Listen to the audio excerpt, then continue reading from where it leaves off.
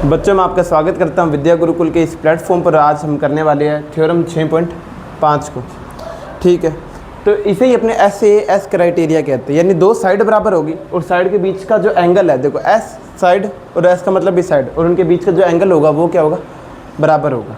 तो ये बोला अगर तुम्हें दो ट्रायंगल दे दे, ठीक है, और ट्रायंगल में दो साइड का जो रेशियो वो सेम आ जाए तो उनके बीच का एंगल भी क्या होने वाला है, सेम होने वाला है। ये बोला, यानी मान लो मैंने एक ये साइड ली ए बी और मैंने एक ए सी साइड ली ये वाली, ठीक है, और यहाँ पे मैं साइड ले रहा हूँ डी ई, क्योंकि देखो ए बी के संगत कौन सी है डी, और ए सी के संगत या कोरेस्पोंडिंग कौन सी है डी एफ। तो मैंने ये दो साइड लूँगा तो इनके बीच का जो एंगल होगा, एंगल बीच का होना चाहिए, ये वाला एंगल नहीं होना चाहिए। एंगल जो तुमने साइड दो ली है उनके बीच वाला एंगल होना चाहिए। ये दोनों भी आपस में क्या होंगे, सिमिलर होंगे, बराबर होंगे। ये बात समझ आएगी। ये चीज़ दी है अपने को, प्रूफ करना है क्या है कि ये दोनों क्या है, समरूप है, दोनों क्या है, सिमिलर है। तो दिया क्या भाई, ये बात पहले लिख लेते हैं अपने। दिया मुझे ये है कि ए बी और जो डी ई का रेशियो है वही रेशियो किसका है, वही रेशियो ए सी और डी एफ का है। एक बात ये दिया, इसे क्वेश्चन नंबर 1 मान लेते हैं। दूसरी बात क्या दी है तुम्हें, दूसरी बात तुम्हें ये दिया कि जो एंगल ए है उतना ही एंगल डी है, जितना एंगल ए है उतना ही एंगल डी है। ये तुम्हें दिया है, इक्वेशन नंबर 2 मान लिया इसे तुमने। ये बात समझ आ गई।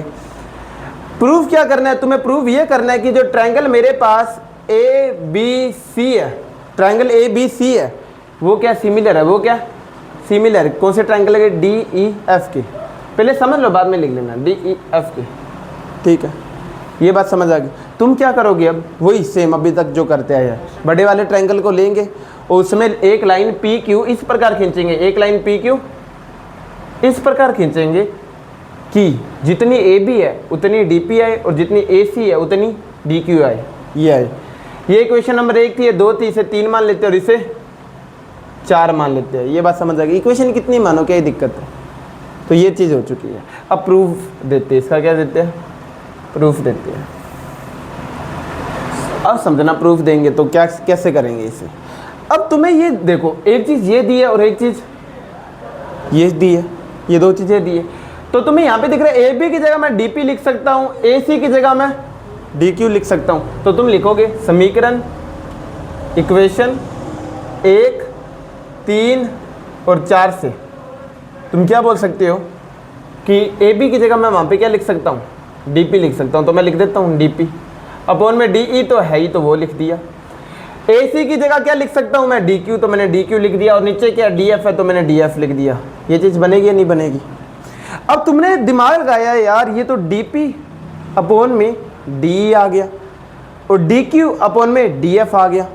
और मैंने क्या बोला था, अगर तुम इस पूरी में से ये वाली चीज़ घटा दोगे, ये वाली चीज़ घटा दोगे तो तुम्हें ये वाली चीज़ मिल जाएगी और इन दोनों का रेशियो मिल गया तो तुम थेल्स थ्योरम लगा सकते हो। लगा सकते नहीं लगा सकते, लगा सकते हो।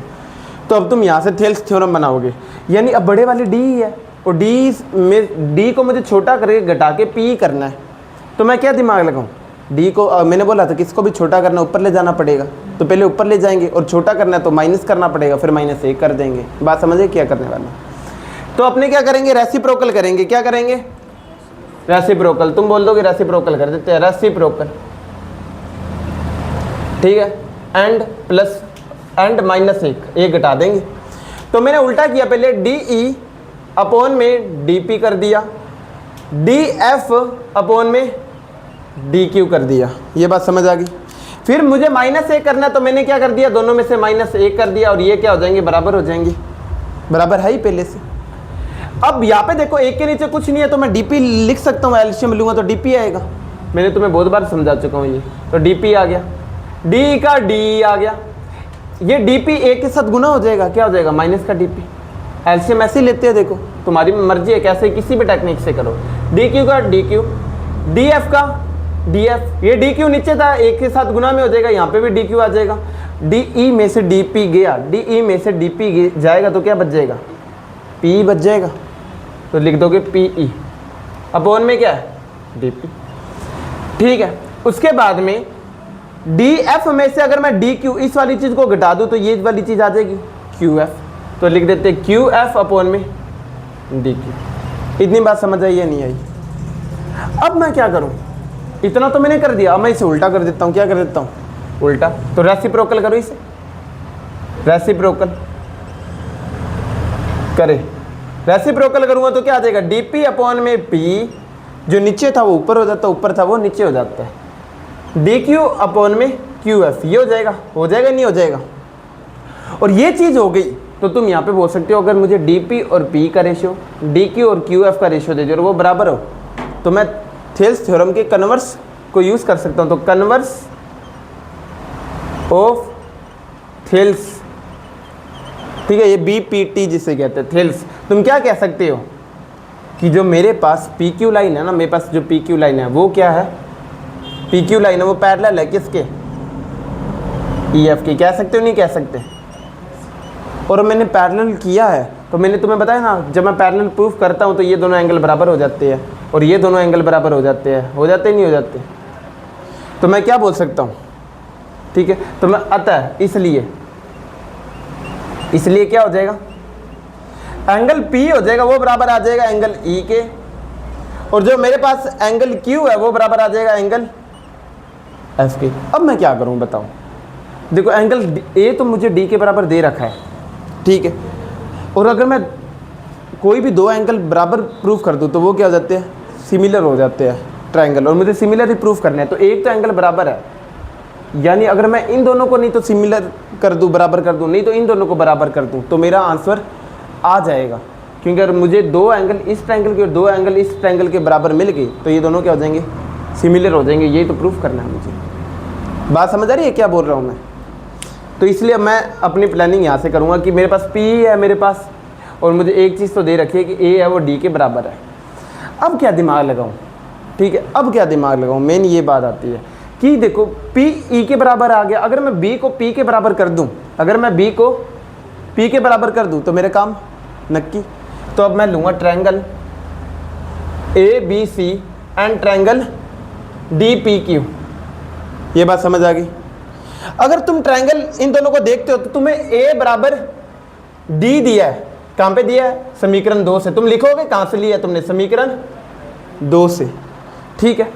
तुम्हें A भी बराबर दिया DP के, कहाँ पे दिया? इक्वेशन 3 में।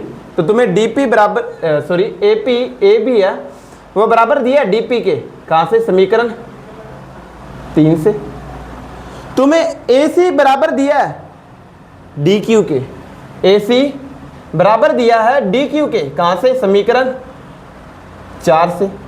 तो तुम यहाँ पे क्या नियम नहीं लगा सकते? देखो side angle side, side angle side, है या नहीं है? है या नहीं है? तो इससे तुम क्या बोल सकते हो कि SAS से मैं क्या कह सकता हूँ?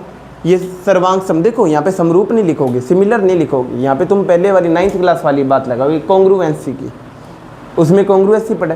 तो SAS कॉन्ग्रुएंसी सर्वांग समता से, सर्वांग समता से तुम क्या कह सकते हो? तुम ये कह सकते हो कि जो तुम्हारे पास ट्रायंगल ABC है और ट्रायंगल DPQ है वो क्या आपस में कॉन्ग्रुएंट है, सर्वांग सम है, सब चीज़ें बराबर है। यानी इन दोनों में सब चीज़ें बराबर है, और सब चीज़ें बराबर है तो क्या BP के बराबर नहीं होगा? होगा ही नहीं होगा? क्या एंगल BP के बराबर नहीं होगा? होगा। सी तो ये आ गया एंगल B है वो P के क्या आ गया? बराबर आ गया। क्या आ गया? P के बराबर आ गया। अपने इसे इक्वेशन नंबर मान लेते हैं 5। क्या मान लेते हैं? 5, क्योंकि इसका यूज़ करने वाला हूँ मुझे। अब मैं इस एंगल को क्यों नहीं ले रहा? क्योंकि अगर दो एंगल मैं प्रूफ कर दूँ तो वैसे ही हो जाएगा, तीसरे एंगल की ज़रूरत है ही नहीं मुझे यहाँ पे। इसे इक्वेशन नंबर 6 मान लेते हैं। तो इक्वेशन 5 और 6 से तुम क्या कह सकते हो? तुम कह सकते हो कि ये बोल रहा है B है वो P के बराबर है, ठीक है, और ये बोल रहा है P है वो E के बराबर है। तो ये तीनों आपस में बराबर होंगे, और तीनों आपस में बराबर है तो B है वो E के भी बराबर होगा, B है वो E के बराबर होगा। तो मैं यहाँ पे क्या लिख सकता हूँ? ट्रायंगल ABC एंड ट्रायंगल पूरे बड़े वाले को ले लो DEF। इसमें तुम क्या बोल सकते हो? जो मेरे पास एंगल A है वो एंगल D के बराबर है। कहाँ से लिखते हो ये बात तुम? समीकरण 2 से, ठीक है। जो एंगल B है वो बराबर है एंगल E के, कहाँ से लिख सकते हो? इक्वेशन नंबर 7 से। एक समीकरण 7 से लिख सकते हो नहीं लिख सकते।